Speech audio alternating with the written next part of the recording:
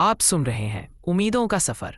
आज का सफर जमीन के ऊपर नहीं बल्कि उसके नीचे है, उन अंधेरे रास्तों का जहां इतिहास और रोमांच आज भी जिंदा है। ये भारत की वो रहस्यमयी गुफाएं हैं जो अपने अंदर अनगिनत राज छुपाए बैठी है। क्योंकि हम आपको ले जा रहे हैं भारत के सबसे रोमांचक और अनसुनी गुफाओं की दुनिया में।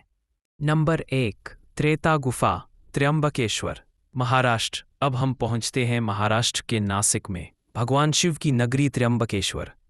यह वही जगह है जहां से पवित्र गोदावरी नदी का उद्गम होता है। यहाँ की ब्रह्मगिरी पहाड़ी सिर्फ एक पहाड़ नहीं बल्कि आस्था का जीता जागता रूप है। और इसी पहाड़ की चढ़ाई पर मौजूद है एक ऐसी गुफा जिसका नाम ही आपको एक दूसरे युग में ले जाता है, त्रेता गुफा। नाम से ही जाहिर है इसका संबंध त्रेता युग से माना जाता है, यानी भगवान राम के काल से। हालांकि इस गुफा का एक और गहरा नाता है नाथ संप्रदाय के महान योगी गुरु गोरखनाथ से। इसे गोरखनाथ गुम्फा भी कहते हैं कि इसी गुफा में बैठकर गुरु गोरखनाथ ने सालों तक तपस्या की थी। इस गुफा तक पहुंचना कोई आसान काम नहीं है। खड़ी चढ़ाई, संकरे रास्ते और गहरी खाई, यह रास्ता आपके तन और मन दोनों की परीक्षा लेता है। लेकिन जब आप गुफा के मुहाने पर पहुंचते हैं तो सारी थकान दूर हो जाती है।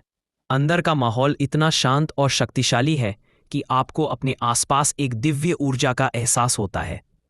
गुफा के अंदर एक छोटा सा मंदिर है, चिन्ह मौजूद है। सबसे बड़ा रहस्य यह है कि क्या सच में इस गुफा का अस्तित्व त्रेता युग से है? क्या भगवान राम, लक्ष्मण और सीता अपने वनवास के दौरान यहाँ से गुजरे थे, जैसा कि कुछ स्थानीय कथाएं बताती हैं? या यह सिर्फ महान सिद्धों की तपोभूमि है? यह गुफा इतिहास और आध्यात्म का एक ऐसा संगम है जहां आकर हर सवाल छोटा लगने लगता है। नंबर 2, सिरगजा गुफा, छत्तीसगढ़। अब चलते हैं भारत के दिल छत्तीसगढ़ में। यहाँ का सरगुजा, जिसे कुछ लोग सिरगुजा भी कह देते हैं, लेकिन यहाँ रामगढ़ की पहाड़ियों में एक ऐसी गुफा है जो दुनिया की सबसे पुरानी नाट्यशाला यानी एनसी थिएटर मानी जाती है। इसका नाम है सीता बेंगरा और जोगीमारा गुफा। ये गुफाएं आपको किसी और ही दुनिया में ले जाती हैं। सोचिए, आज से लगभग 2200 साल पहले, जब दुनिया के कई हिस्सों में सभ्यताएं बसना शुरू ही कर रही थी, तब यहाँ कला और नाटक का मंच सजता था। लेकिन असली रहस्य छुपा है पास ही की जोगीमारा गुफा में।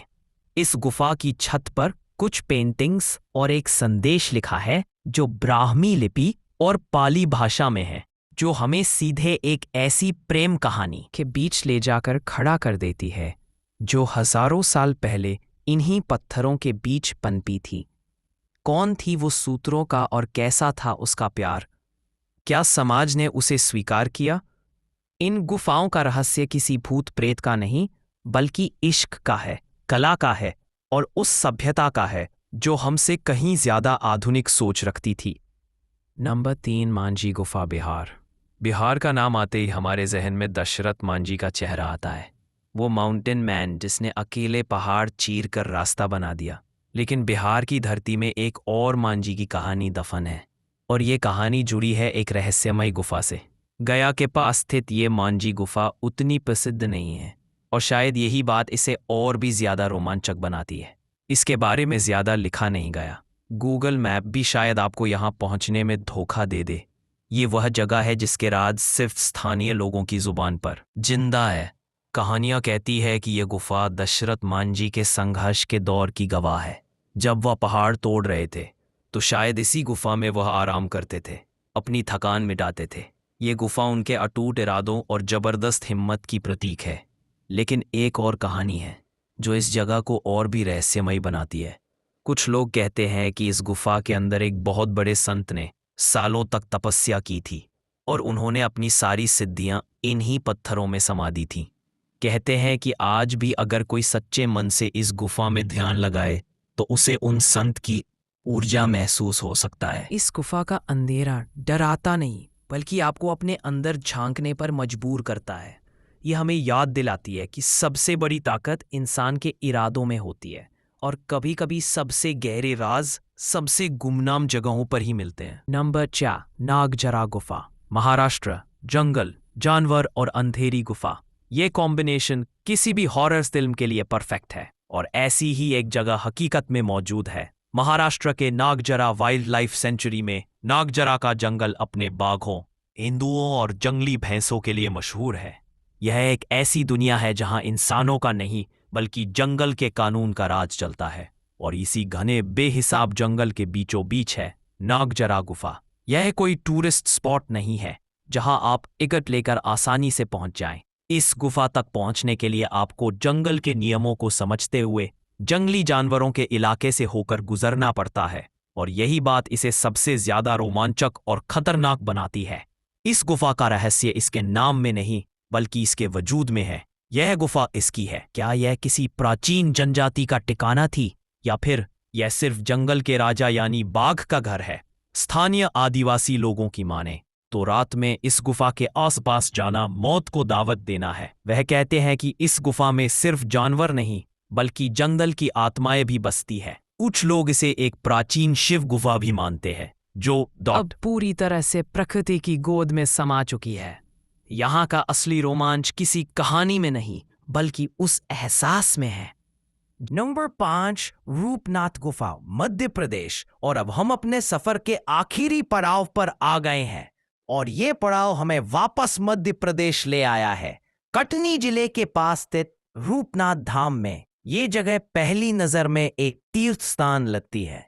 यहाँ एक सुंदर सा मंदिर है, 3 पवित्र कुंड है, राम कुंड, लक्ष्मण कुंड और सीता कुंड, जिनमें पानी कभी नहीं सूखता। लेकिन इस जगह का रहस्य इतिहास और पौराणिकता की कई परतों में लिपटा हुआ है। सबसे पहली और ऐतिहासिक परत है सम्राट अशोक का शिलालेख। जी हाँ, इसी गुफा के पास एक चट्टान पर सम्राट अशोक ने अपना एक संदेश खुदवाया था जो आज भी मौजूद है, एक महान राजा की निशानी। लेकिन स्थानीय लोगों के लिए इस जगह का महत्व इससे कहीं ज्यादा गहरा है। पौराणिक कथा के अनुसार भगवान शिव जब भस्मासुर से बचने के लिए भाग रहे थे तो उन्होंने अपना रूप बदलकर इसी स्थान पर कुछ समय बिताया था। इसीलिए इस जगह का नाम रूपनाथ पड़ा। और तो और इस जगह को रामायण काल से भी जोड़ा जाता है।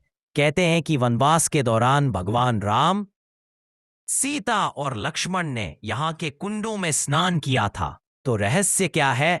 रहस्य यह है कि एक ही जगह पर इतिहास के 3 अलग अलग कालखंड कैसे मिल गए। सम्राट अशोक का ऐतिहासिक सच, भगवान शिव की पौराणिक कथा और भगवान राम की आस्था, तीनों यहाँ एक साथ मौजूद है। यह गुफा हमें बताती है कि भारत की आत्मा क्या है। यह वो जगह है जहाँ तथ्य, कथाएं और विश्वास एक दूसरे में ऐसे घुल मिल जाते हैं कि उन्हें अलग करना नामुमकिन हो जाता है। आपको वीडियो कैसी लगी कमेंट करके बताएं और साथ में हर हर महादेव जरूर लिखें।